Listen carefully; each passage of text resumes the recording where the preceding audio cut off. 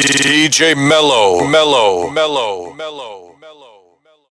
Yeah, you know what it is. Hot97.com and FlexWeTrust.com. This is 50.com, so you know who I'm getting ready to talk to.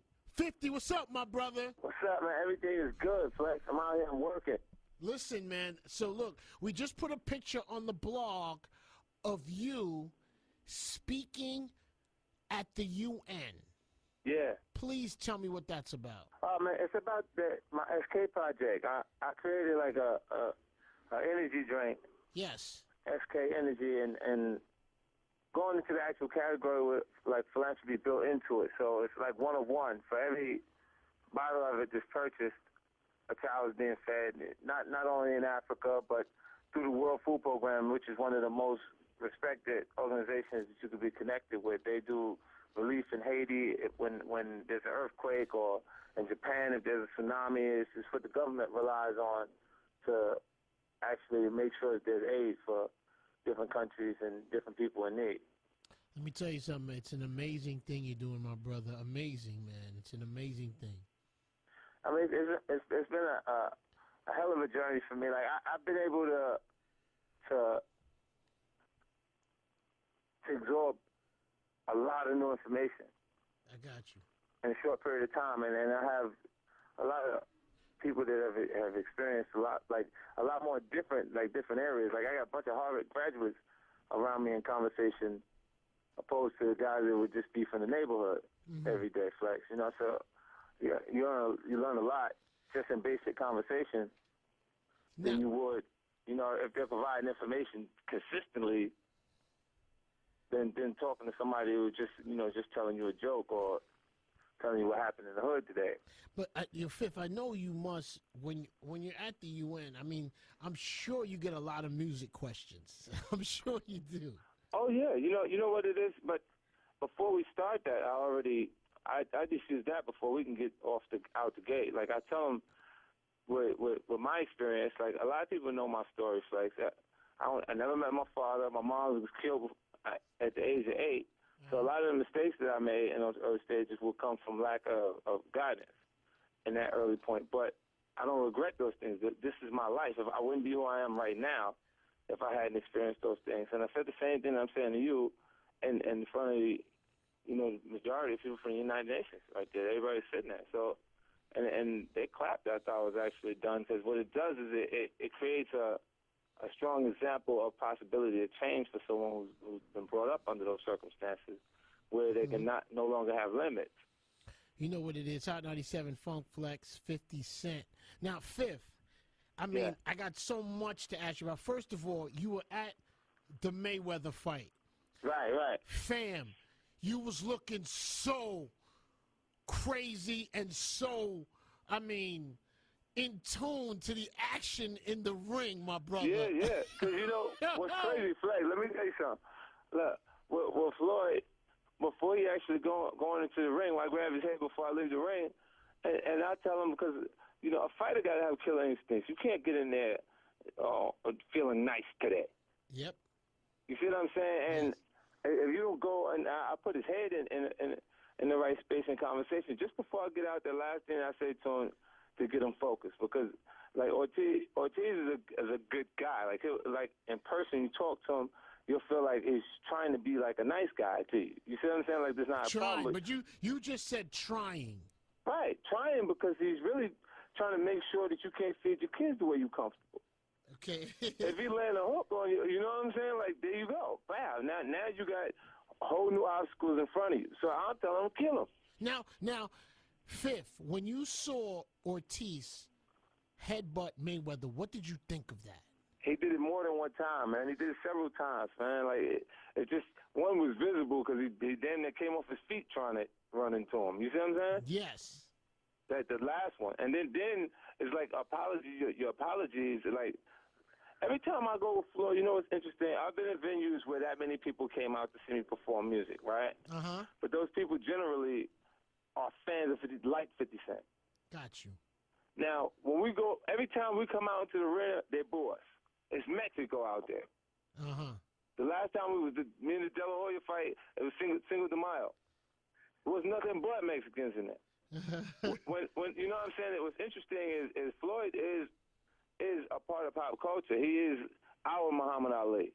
He's that guy that, for right now, for this time period, that on the fighter end, it is completely in tune with everything that's going on in the culture. This is why when you look at 24/7, you'll see all kind of artists popping up just to say what's up. Fifth, let me tell you something. I was not a full Mayweather fan, like fully, until this fight, because I feel like I understand him a little better. Like, and I'm gonna go out on a limb on the Pacquiao on the Pac-Man comment, but yo, he gets in there by the first, second, third round. He's taking a couple blows and couple things, and people get confused. But he's really feeling out that fighter to see what he got. It ain't gonna take. Look, he got 7 minutes, right? He got 7 minutes to do something. And then impressive. And then after that, he takes over the fight.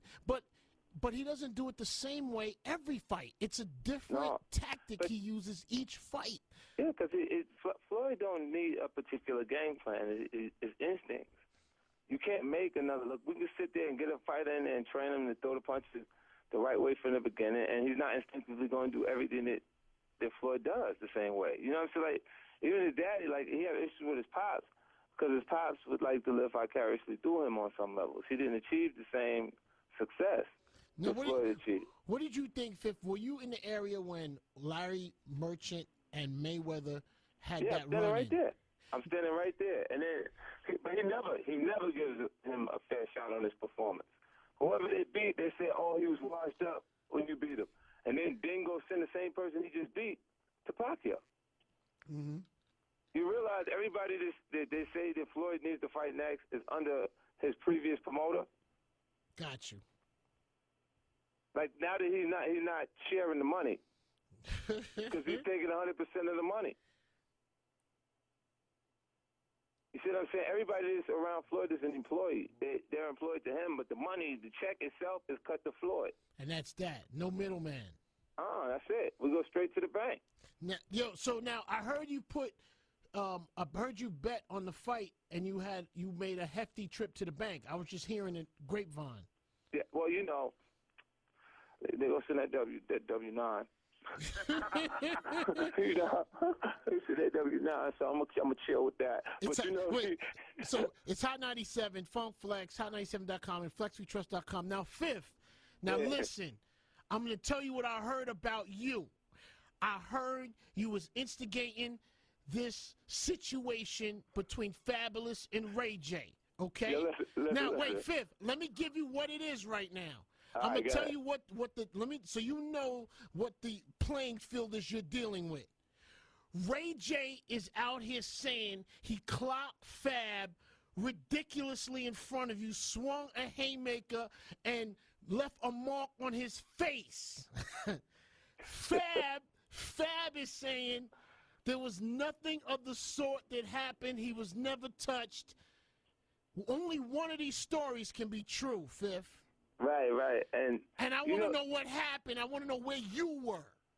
You know what happened? So look, we came back, like we came there, me and Floyd, we drove through there, and we had a bunch of people with us because we just came, like everybody stayed at the house the night after the fight. So we came down to the Palms. Brady was already staying at the Palms. So Fab and we sat on the side of the stage and we watched Jada and Styles do their joint, and because people were just really coming in the actual show, I told his production people came to turn the lights off in the house. Who's this? Who's production people? Jada and Styles crew. I told them to turn the lights off in the house so they perform to their regular standards. Because when you look at the crowd and ain't nobody moving, you don't move. Got you. And I was just like, it's just stuff that I learned, while I'm out on tour and on the road, because I had artists and acts that I got to watch to make sure they're doing the best performance all the time. So I just told him that, and then he fixed it. We sat there, watched their whole show, and then we left because we knew they had to come off the stage, and that's where we was at. So we went to the actual hallway, and then Styles and Jada came over. We got a chance to kick it for a few minutes. They went in the dressing room. They soaking wet from the show. Then Fab crew starts to come through. Now, me and Fabulous, we just came off Australia run. I took them. It was me, Fab, and Lil' Kim. on Australia run. So I would see them while we was traveling. So now, Fab is Fab just comes in the club.